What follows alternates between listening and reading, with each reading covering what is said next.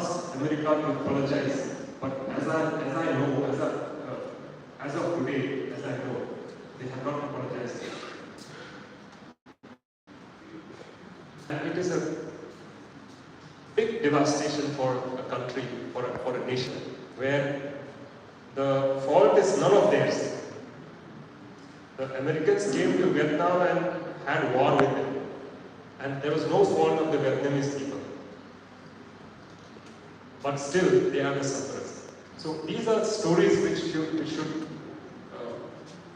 make us think how we are responsible for using the drugs in the proper way so that we do not cause damage to the coming next generation.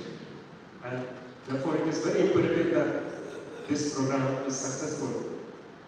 With this program, the power and the right to report any problem that develops with the medication is now very much available, and we should be able to use this in a bigger way and in more educated way so that we are able to develop a good system in the country, in the state, in the region, in our place.